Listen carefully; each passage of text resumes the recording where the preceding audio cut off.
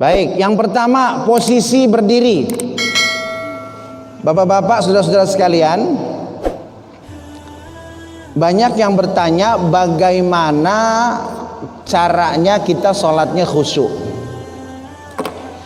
Jawabannya nomor satu, sudah pas belum gerakan kita dengan gerakan Rasulullah Sallallahu Alaihi Wasallam. Kalau gerakannya sudah pas, insya Allah lebih khusyuk. Nanti bapak-bapak bisa buktikan, ya, bisa buktikan. Karena gerakan kita harus dikendalikan oleh ilmu kita. Nah, itu yang bikin sholat kita nanti bertambah khusyuk. Kalau gerakannya bukan dikendalikan oleh ilmu, lihat kanan kiri, lihat orang tua, itulah penyebab salah satunya sholat kita kurang khusyuk. Ya. Sekarang kita awali dengan posisi berdiri. Ya, posisi berdiri. Kalau yang di Madinah Quran udah share screen, sudah ya. Posisi berdiri.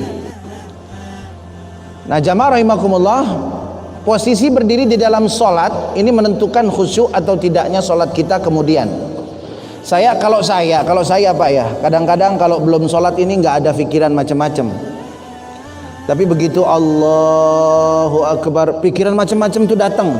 Kalau bapak-bapak sih enggak kali ya? Enggak kayaknya ya? Hah? Enggak beda? Oh, enggak beda. Iya, kalau saya suka begitu.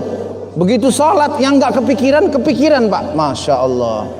Nah, cara nutupnya itu dengan gerakan sesuai Rasulullah Sallallahu Alaihi Wasallam. Nah, ini saya sarikan dari kitab Al-Fiqhul Islami wa Adillatuh dan juga kitab Fathul Mu'in dan kitab-kitab lain dalam madhab imamuna Al-Imam Syafi'i. Bagaimana posisi berdiri? Yang pertama, mata dulu nih, mata, ya, matanya kemana? Yang pertama, an-nazaru ila maudhi'is sujud, melihat itu ke tempat sujud tanpa membuat kepala menjadi menunduk.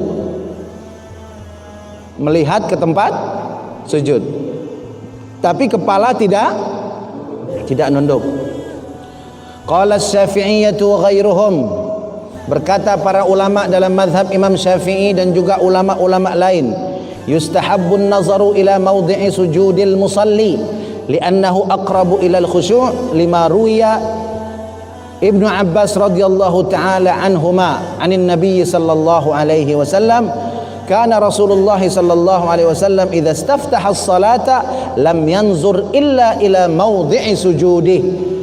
Karena melihat ke tempat sujud bisa bantu lebih khusyuk. Kemudian dalilnya riwayat Abdullah bin Abbas radhiyallahu taala anhuma wa ardahuma, bahwa Rasulullah kalau mau mulai salat beliau tidak melihat kecuali ke tempat sujud. Ya, ke tempat sujud. Nah, kemudian ini masalah mata. Kemudian yang kedua, kaki nih. Tuh, gimana nggak khusyuk coba? Mata kita atur, ya. Kaki. Yang kedua dalam mazhab Imam Syafi'i, tafrijul qadamain. Kaki ini direnggangkan. Nah, masalahnya berapa luas, berapa lebar? Kan macam-macam kita lihat ini. Ya. Ada yang rapet kakinya lagi diri. Ada yang dua jari jarak kakinya lagi diri. Ada yang apa?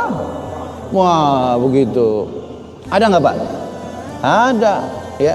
Kita bukan buat nilai orang, kita buat diri sendiri. Kita perbaiki sholat kita. Nggak perlu kita nilai orang, wah sholat saya benar, sholat kamu salah. Jangan. Yang penting kita baiki aja diri sendiri. Di dalam mazhab Imam Syafi'i, yufarriqu bainal qadamaini bimiqdari shibrin wa yukrahu tasqu ihdal qadamaini bil ukhra haitsu la udhra li'annahu takallufun yunafil khusyu'a. Para ulama dalam mazhab Imam Syafi'i mengatakan kalau berdiri menjelang sholat, memulai sholat, maka jarak antara kedua kaki kita 1 jengkal. Berapa Pak? Satu jengkal. Kemudian hukumnya makruh untuk menempelkan kaki yang satu dengan kaki yang lain dalam mazhab Imam Syafi'i. Makruh ditempelin. Tuh. Ini kalau model begini kita sholat, setan nggak bisa masuk. Karena kita ingat ilmu Rasulullah dalam sholatnya. Oh, mata harus lihat sujud. Kabur setan tuh. Kaki harus satu jengkal. Kapan diukurnya? Diukurnya bukan setiap sholat. Kalau diukur setiap sholat bisa heboh Masjid Al-Muttaqin ini.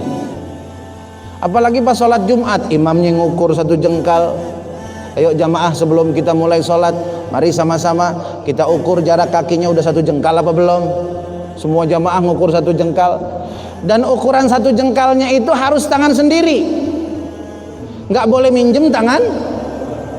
Tolong ukurin. Ya nggak boleh. Ya, cukup sekali kita ukur. Setelah itu kira-kira saja, Pak. Setelah itu kira-kira. Nah ini, sampai sini kira-kira sudah jelas belum, Pak? Sudah jelas belum? Nah, yang ketiga posisi diri. Ini baru diri nih, belum sholat. Nanti kalau waktunya nggak cukup kita sambung. Sekarang tangan bagaimana tangan? Pada saat berdiri, posisi tangan dalam sholat macam-macam sebutannya. Pertama disebut dengan al-qabdu. Al-qabdu itu artinya menggenggam, ya, menggenggam. Kemudian yang kedua at-tafrij. At-tafrij ini artinya direnggangkan, ya, direnggangkan.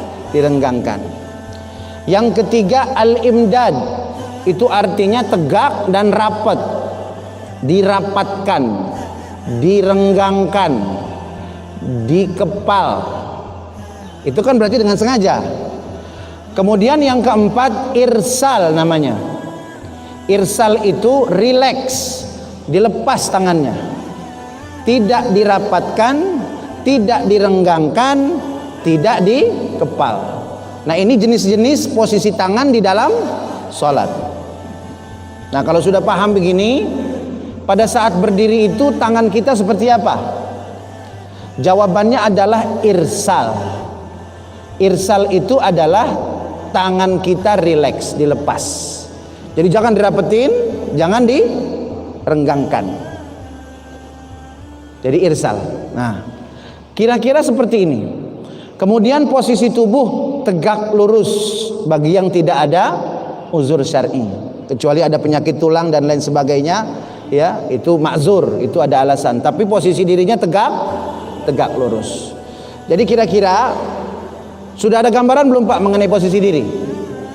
Nah, supaya lebih afdol, saya ajak jamaah sekalian praktek bareng saya. Kira-kira mau nggak? Mau nggak Pak? Olahraga sedikit kita.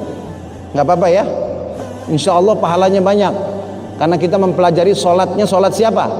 Sholat Rasulullah Sallallahu Alaihi Wasallam dengan sanad keilmuan yang dimiliki oleh Imamuna Al-Imamus Syafi'i. Nah ini posisi berdiri. Nanti prakteknya sekalian aja, jangan satu-satu begitu.